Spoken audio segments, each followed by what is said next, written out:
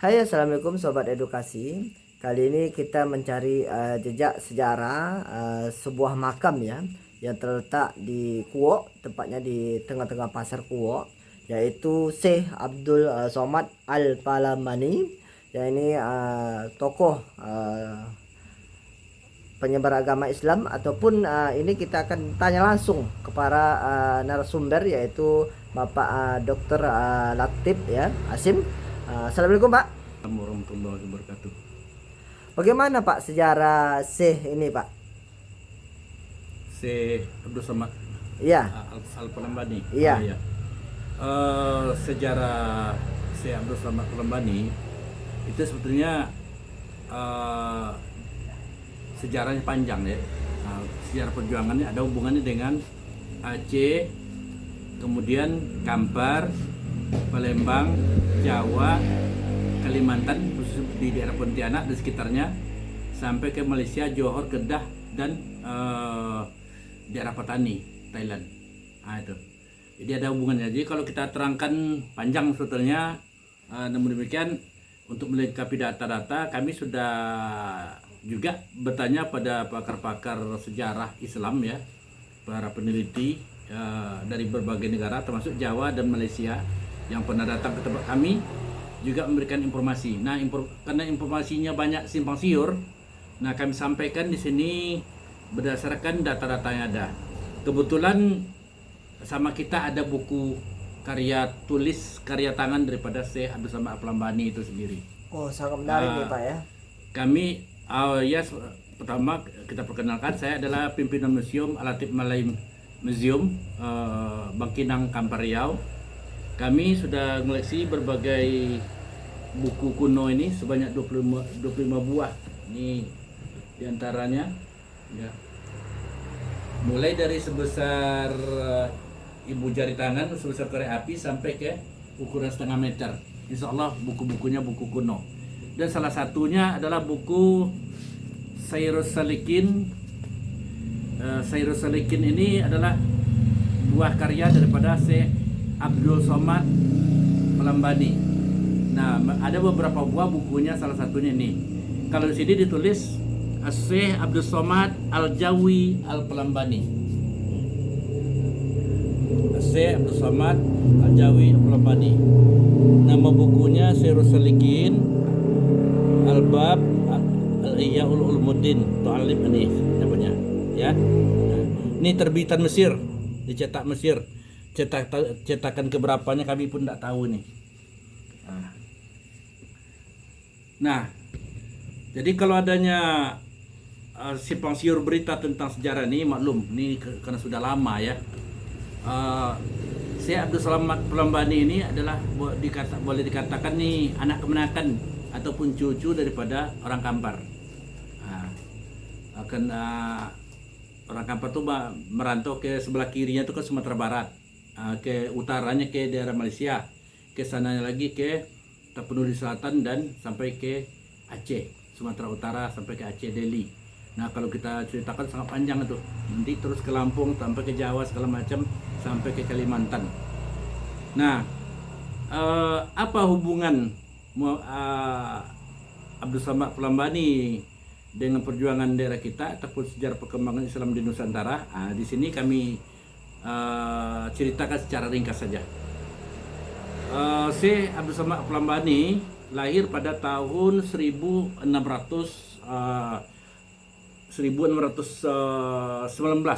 Menurut sebagian pendapat, ada lagi mengatakan 1700, tapi berdasarkan data yang ditulis oleh peneliti Aceh sendiri, yaitu Rektor Unsiah Universitas Siak Kuala, Profesor Hasmi ya, itu dia sudah menulis dari makam Syekh tersebut, tanggal lahirnya adalah 1619, kemudian datang ke Kuok. Kuok itu nama lamanya adalah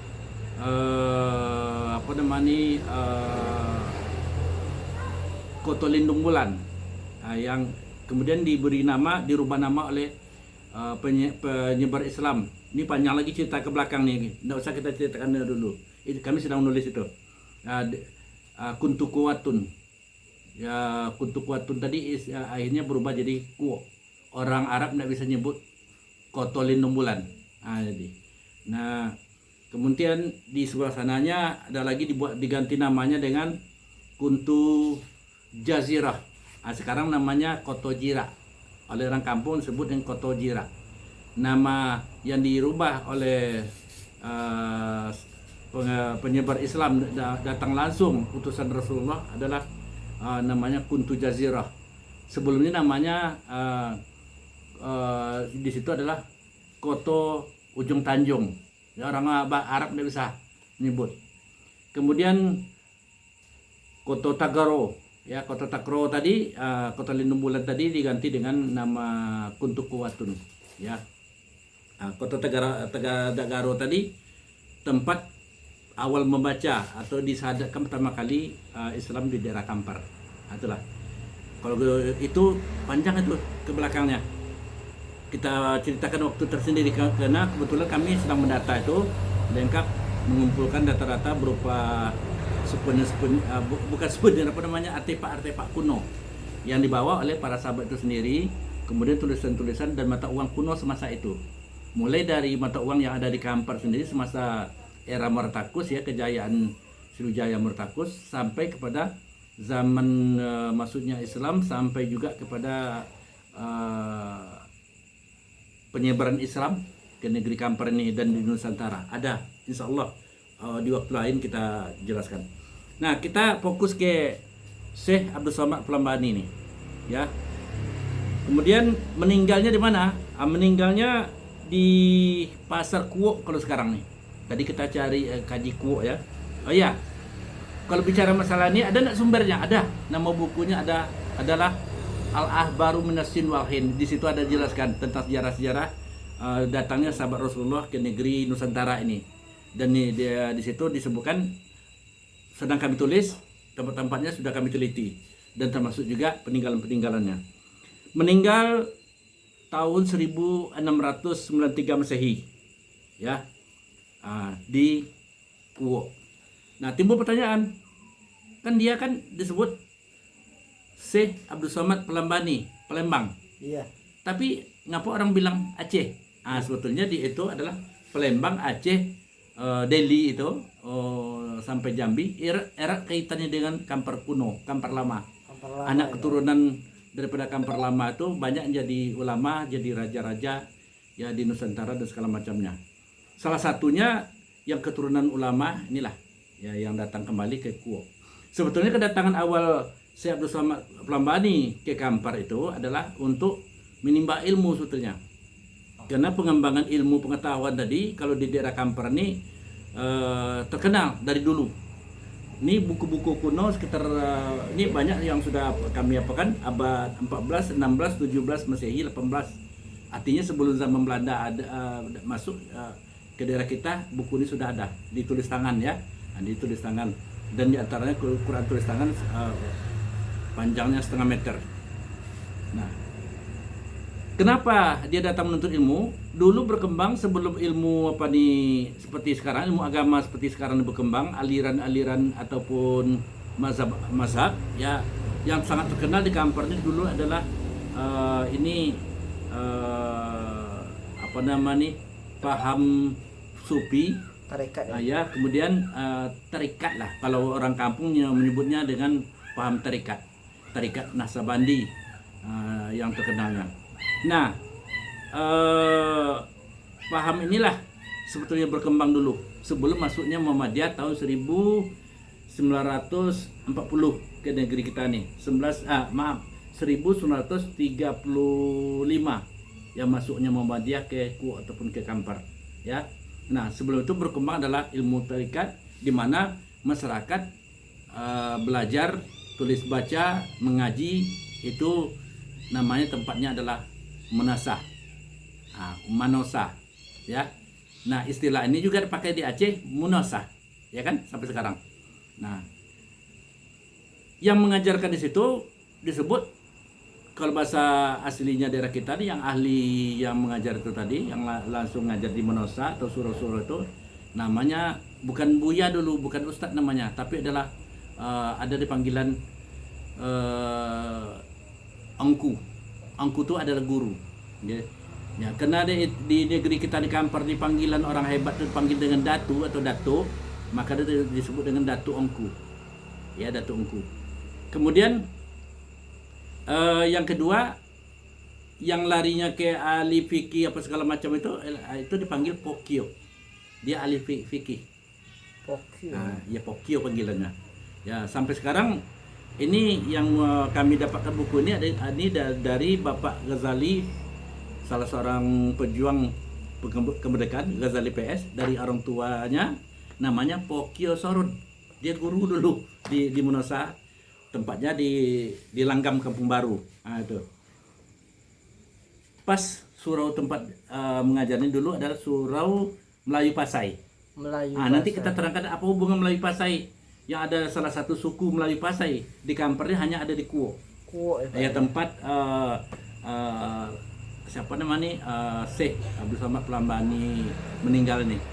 Nah, kemudian sebanyak itu suku yang ada di Kampar nih, ya, yang ada hanya yang lain beda dan suku lain adalah adanya Melayu Pasai.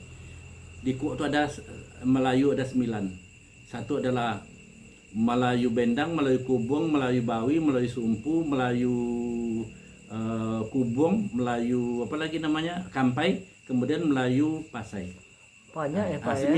ya? 9 Melayu. 9 pecahan Melayu inilah Melayu induk yang akhirnya menyebar ke Aceh, ke Sumatera Utara, ke Malaysia, khususnya Johor, Pahang dan Kedah ya, terusnya ke Jambi, Palembang sampai ke Jawa sana ya.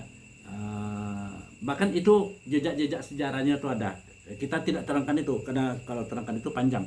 Kita fokus ke yang ditanya. Ini kami gembira nih, seorang pemuda yang sangat sangat antusias mempelajari sejarah dan mengembangkan sejarah ya, secara edukasi melalui internet ya. Makanya kami rasa kewajiban pula menyampaikan. Jika ada informasi lain daripada ini, mohon dimaafkan ya, karena ini kami dapat sumber dari kuat sendiri, dari daerah sendiri, dari narasumber sendiri, dan buku beliau sendiri. Ada ya, nih, ini bukunya. Bukunya bahasa Arab sebetulnya, ini sudah diterjemahkan.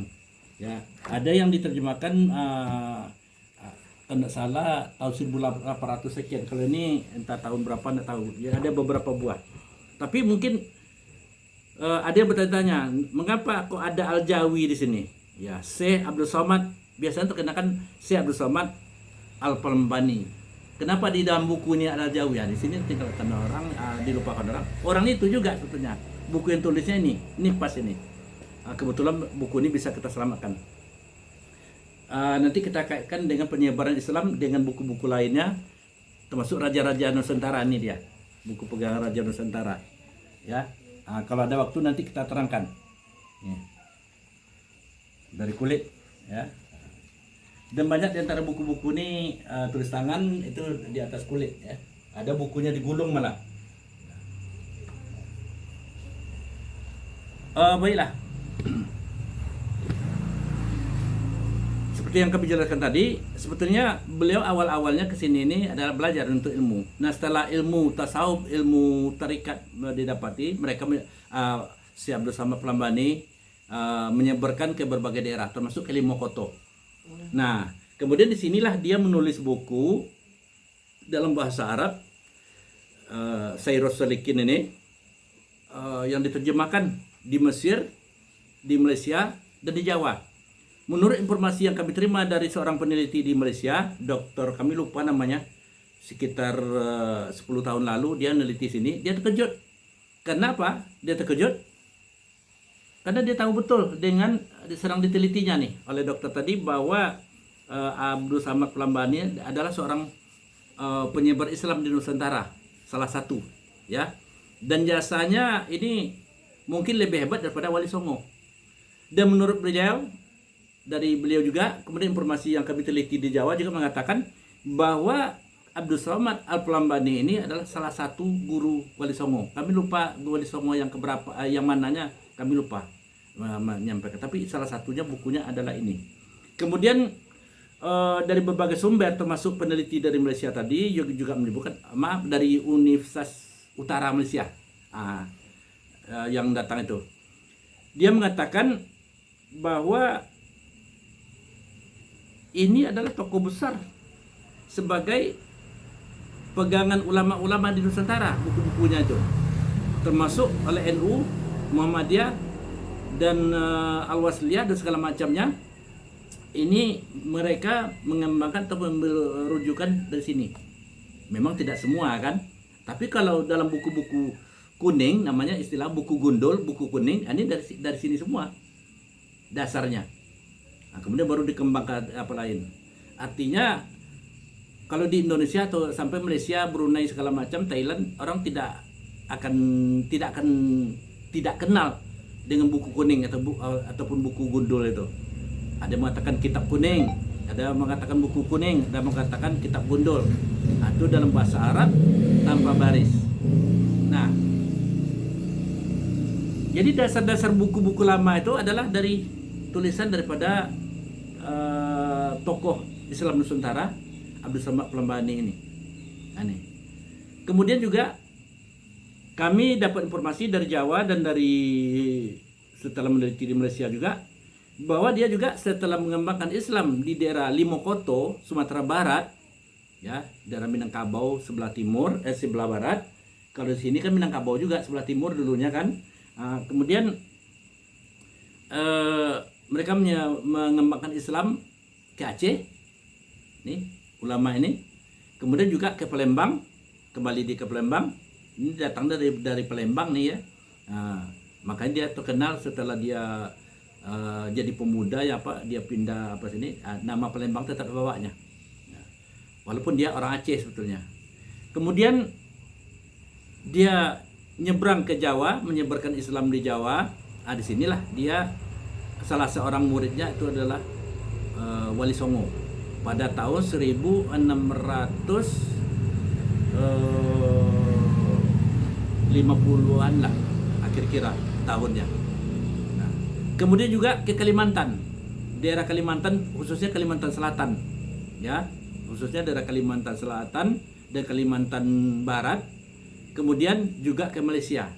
Di Malaysia kami dapat informasi dari dosen peneliti di Universitas Utara Malaysia tadi, mengatakan bahwa buku-buku beliau ini itulah yang dikembangkan di Malaysia dan dipelajari, termasuk Thailand Selatan, ya. Nah, sekarang kan timbul pertanyaan, ya. Ada mengatakan bahwa makam daripada Syekh Abdul Samad Plambani ini di Thailand, Pak. Itu katanya di Thailand, tepatnya daerah Thailand Selatan ataupun daerah Patani gitu. Nah, nih. Nah, sementara yang tertulis di tempat kita ini kan di Kuwo, Bangkinang, Kampar, Riau ya. Nah, kenapa demikian? Nih, mungkin ini adalah salah informasi saja. Kenapa? Memang berdasarkan data-data yang kami teliti di Jawa dan di Malaysia mengatakan bahwa Syekh Abdul Samad Plambani ini waktu menyebarkan Islam sampai ke Kedah Malaysia, dia juga mengembangkan Islam sampai ke Thailand Selatan. Daerah Thailand Selatan itu Patani itu dulu adalah bagian Kedah dulunya Malaysia ya. Apa tuh daerah Patani, daerah Pattaya, daerah apa segala macam, itu dulunya adalah daerah Kedah. Nah, waktu terjadinya perang antara Buddha, pasukan Buddha dengan pasukan Islam di daerah Thailand Selatan, beliau ini ikut dalam peperangan tersebut, memimpin peperangan, ya, melawan serangan yang dilakukan oleh umat Buddha dari utara. Karena dulu antara Thailand, Vietnam, Kamboja itu selalu perang dulu. Birma, ya, termasuk Birma juga perang, ya. Walaupun asalnya dulu bangsa Melayu Nusantara juga dari pengembangan berasal dari kita juga. Bahkan agama Buddha dan Hindu yang mereka pelajari juga dari rumah takus dulunya. Nah, tapi karena perkembangan kerajaan-kerajaan pada waktu itu, nanti waktu tersendiri kami ceritakan. Akhirnya mereka perang, ya, sehingga yang di utara Thailand itu dikuasai oleh umat Buddha, selatannya itu adalah umat Islam sampai sekarang. Nah, Bagaimana dengan kuburan yang ada di sana tadi? Karena ulama tadi dia setelah perang berkecamuk begitu, seorang ulama ini hilang, ya berdasarkan pendapat apa sebagian yang mau ke sana, ulama kita itu adalah meninggal karena banyak yang meninggal. Salah satu di antaranya adalah Abdul Samad Al-Plambani katanya, yang meninggal itu yang di Thailand, di daerah Petani tadi, Abdul Samad Al-Plambani katanya. Nah, sementara berdasarkan informasi lain itu bukan Abdul Samad Plambani yang meninggal, tapi adalah ulama-ulama yang lain, pejuang-pejuang lain, ya para syahid ataupun mujahid yang ikut berjuang membela Islam di daerah Thailand Selatan tadi, itu yang meninggal. Sementara Abdul Samad ini dia tetap mengembangkan kembali mengembangkan Islam di Nusantara, di Malaysia, dan kembali ke negeri asal moyangnya itu di Kampar, itu di Kuok itu. Nah, daerah apa nih, Melayu Pasai. Jadi daerah, kalau peneliti mau datang sana bagus itu karena ada kelompok daripada Melayu Pasai di sini di Kampar ini. Nah, itulah yang sekarang timbul pertanyaan. Jadi yang membangun makam yang ada di Pasar Kuok itu siapa? Ya, Itu benar, yang Pak. menemukan adalah pertama dari masyarakat sendiri, kemudian dicari oleh peneliti dari Aceh, karena dalam data-data di Aceh tadi beliau ini meninggal di Kuok, Kuok, ya, Pak. di Pasar Kuok ataupun di daerah Kuok, negeri moyangnya. Oleh rektornya dikirim tim ke sini, kemudian ditemukanlah bahwa makamnya adalah di Pasar Kuok yang ada sekarang itu, yang sudah dipagar. Ya, Itu yang memagar itu adalah Rektor Unsiah, Malaysia. ya, Rektor Universitas Syah Kuala Aceh, Profesor Hasmi itu kan. Nah, kemudian ini bukan yang memagar, bukan orang Kampar, bukan orang Bangkinang, tapi adalah orang Aceh itu sendiri. Karena berdasarkan data-data ya, dari buku-buku yang mereka temukan itu, jadi tidak mungkin seorang profesor, seorang peneliti bawa rombongan dari Aceh, setelah dilihat ini buku-buku sejarah Nusantara, keliru dia akan menentukan. Iya. Nah, itu dasar kita bahwa yang pastinya Syekh Abdul Samad tadi meninggalnya adalah di Kuok tadi. Memang dia ikut perang di daerah Petani tadi. Nah, cuma karena sudah lama kuburan di sana apa segala macam, akhirnya dikasih merek pun sana. Abdul Samad Plambani gitu kan. Gitu ya, Pak. Nah, sementara yang sebenarnya dia kembali ke negeri leluhurnya di Kuok tadi. Itulah yang menemukan tempat itu lagi, kemudian berdasarkan buku-buku Indah Aceh itu adalah Profesor apa tadi. Nah, sebetulnya sebelum Profesor Hasmi itu, Profesor Rektor Unsiah itu, ada lagi yang mencari sebetulnya. Siapa itu? Yang mencari sebelum itu adalah Buya Hamka. Oh, Buya Hamka. Buya Hamka pertama kali. Tapi Buya Hamka waktu itu dia kan tinggal di Jawa. Buya Hamka banyak tinggal di Jawa, walaupun dia orang Minangkabau, lahir di Sumatera Barat, tapi kan banyaknya di Jawa dia. Ikut yang membantu pejuang termasuk di Kampar dulu, erat kaitannya dengan tokoh-tokoh pejuang di Kampar nih. Bahkan ikut dia memberi semangat terhadap perjuangan Muhammadiyah di Kampar. Buya Hamka itu salah seorang sahabatnya sangat terkenal dan sekarang diusulkan jadi pahlawan nasional ialah Mahmud Marzuki. Ya, Marzuki sahabat daripada Buya Hamka. Dia ditangkap oleh Belanda, pernah ditangkap oleh tentara Jepang, disiksa sampai menemui ajalnya, gugur sebagai syuhada dia. Ya, itu sahabat daripada Buya Hamka. Nah, waktu dicari ke sana sudah ditunjukkan Buya Hamka sudah mengetahui, tapi waktu itu belum dibuka, belum sempat bugar. Karena zaman waktu itu kan masalah orang khawatir dengan kuburan ini nanti orang menyembah gitu. Oh, gitu. Kalau Ya, dibuat sejarahnya secara apa tadi, takut orang nanti musyrik ya, Pak. Ya? musyrik, nanti terlalu mengidolakan, terlalu semacam apa, sholat di kuburan, apa di kuburan, acara di kuburan, apa segala macam. Jadi Buya Hamka tidak menampakkan ini sebagai sebuah apa. Alhamdulillah dilanjutkan oleh Profesor Hasmi tadi, Unsiah. Jadi jangan salah paham, yang menulis, yang membuat itu, yang mengatakan itu bukan orang Kuok, bukan orang Kampar, tapi adalah orang Aceh sendiri. Termasuk orang Palembang yang meneliti itu, betul. Betul. Termasuk juga daripada peneliti di Malaysia sebanyak 5 orang yang pernah datang dan kami bawa ke sana tadi. Boleh katakan sekali 2 tahun atau sekali setahun. Ada juga 2 kali setahun datang ke sana. Betul, katanya berdasarkan data-data yang dia apakan. Kemudian juga ada lagi kemarin tokoh dari profesor sejarah dari Jawa ya juga datang ke sana kemarin waktu apa? Iya katanya. Yang ini yang benar. Itu dibilangnya. Nah, apalagi di sini ada buku tulisannya kan? Iya. Ya. Kabarnya yang asli tulis tangannya ada, tapi ini belum kita temukan. Nah, kemudian bicara masalah buku-buku kuno nih, sebetulnya banyak nih buku-buku karya ulama-ulama Kamper, ya. Iya, hampir lupa. Ini untuk diketahui kalau ada pendengar kita dari Aceh, silakan. Doa-doa orang yang di Aceh tadi apa yang dia akan baca doa-doanya. Pasti ada di situ nama Ustadz ditulis Al-Kampari. Ya, ya. Al-Kampari itu adalah Ustadz yang menyebarkan Islam sampai ke Aceh tadi. Tapi sebelumnya itu juga sudah banyak gitu yang tertulis dalam buku-buku kuno ada sebetulnya. Nah, dari mana mereka Jadi salah pendapat yang mengatakan bahwa agama Islam itu masuk ke Indonesia abad 12-13 di Aceh pertama. Tidak. Kalau dalam sejarah di Aceh tadi 12-13 tadi memang dikembangkan gitu. Tapi bukan awal-awal masuknya. Awal masuknya Islam tadi itu adalah berdasarkan pendidikan kami Sumatera Tengah. Itu adalah di Kampar. Data-data ada, data-data lengkap. Oleh-oleh ini bawa utusan Rasulullah yang datang sini tadi ada.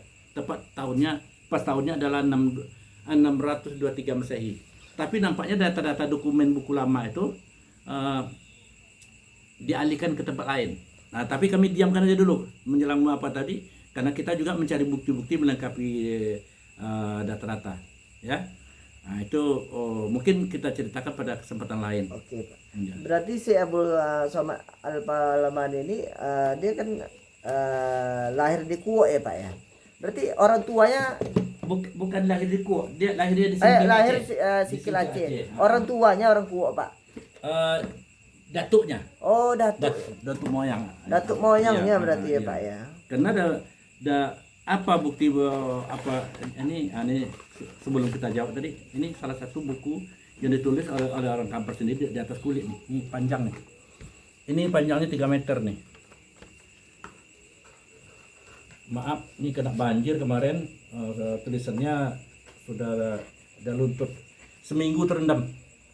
Tapi masih bisa dibaca sebagian. Ini salah satu Quran tulis tangan karya ulama Kampar. Bahannya adalah kulit di dalam Bambu, Pak. Bambu ya. Panjangnya 3 meter ya, Pak ya. 3 meter. Panjang ya, teman-teman. Bahannya kulit, bukan kertas, karena waktu itu kertas belum ada kan. Berarti kulit original ya, Pak ya. Nah, di samping buku yang ditulis oleh Abdul Somad Al-Palaman tadi kan, ini punya. Ini ada lagi buku tulis tangan. Doakanlah mudah-mudahan kita dapat buku tulis tangan dari karya langsung dari Abdul Somad Al-Palaman. Kalau ini adalah buku terbitan Mesir, tapi penulisnya ada Abdul Somad Al-Palaman gitu. Nah, bayangkanlah di Mesir cetaknya.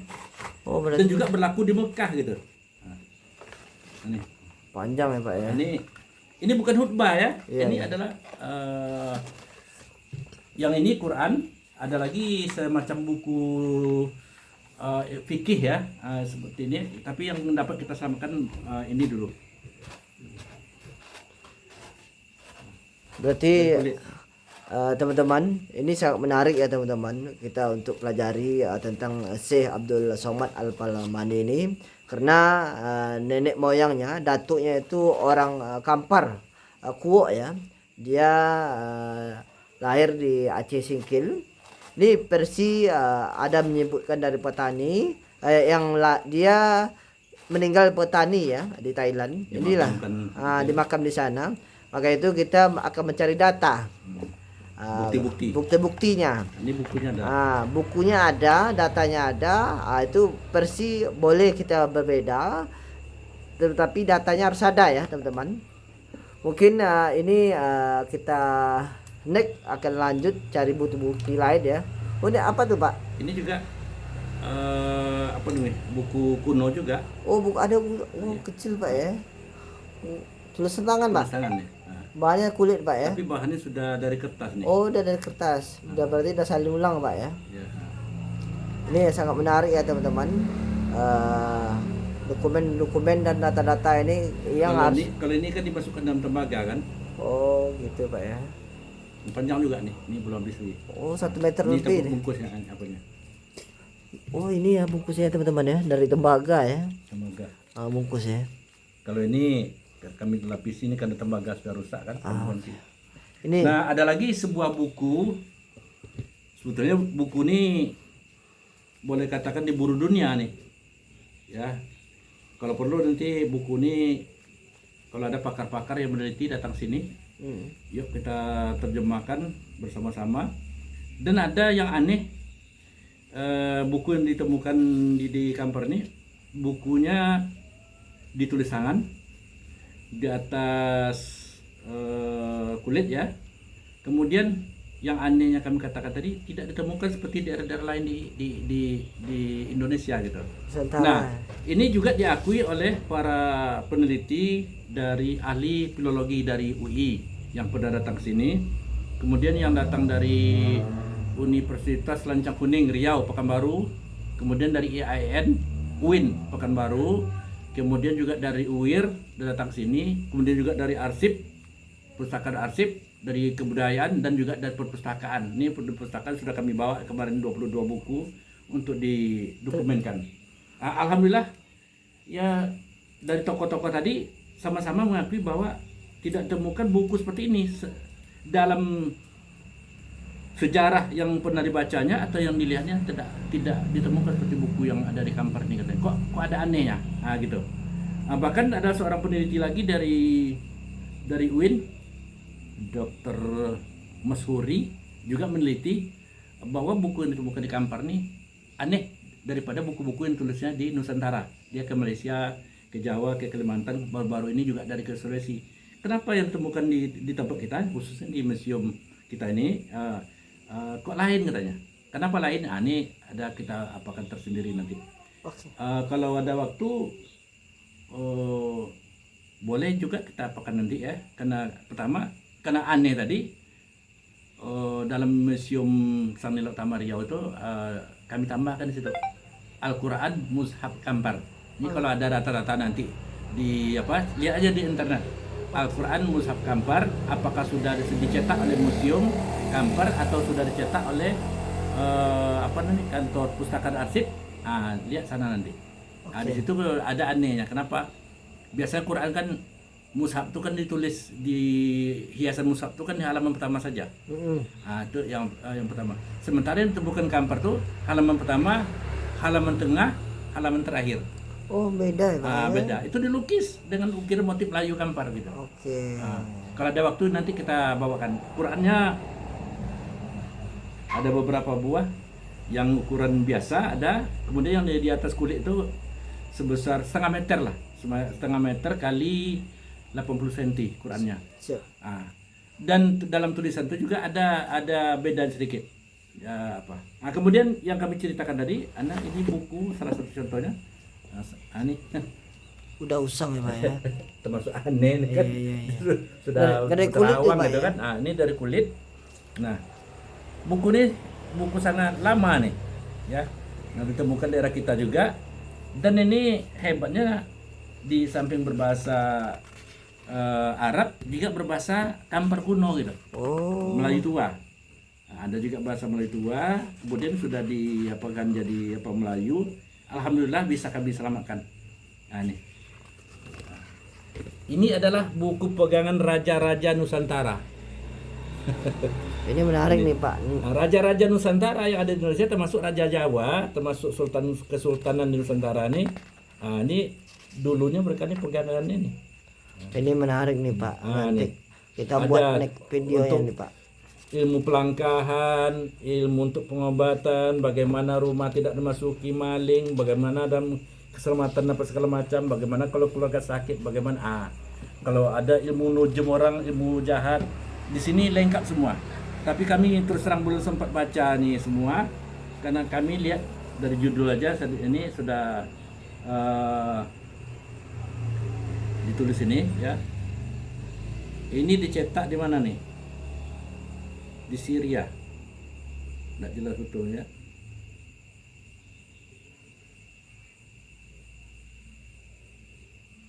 Nggak jelas.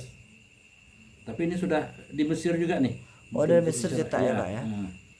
Oke. Bahasa Arab sebagian sudah itu di apanya ada keterangannya dalam bahasa Indonesia. Nah, ini ilmu tentang pengobatan dan ilmu tentang pertahanan diri dan segala macam. Pelangkahan termasuk pelangkahan nih. Pelangkahan ya, Pak. Tanggal-tanggal termasuk astronomi ya. Astronomi, Pak ya. Iya, astronomi dan juga geologinya gitu. Oke, teman-teman, nanti kita lanjut next video tentang sejarah-sejarah yang sangat luar biasa. Kita akan cari sejarah-sejarah di Nusantara ataupun sejarah yang sangat luar biasa di Kabupaten Kampar. Kita ini mencari data ya. Biasa kita mendengar. Kebetulan kemarin saya pulang dari Sumatera Barat, itu saya mencari ya, melihat secara langsung itu sejarah-sejarahnya bagaimana. Oke, terima kasih teman-teman, sukses selalu. Terima kasih wawancara singkatnya Pak Dr. Latif Asim. Assalamualaikum teman-teman. Assalamualaikum warahmatullahi wabarakatuh. Selamat malam.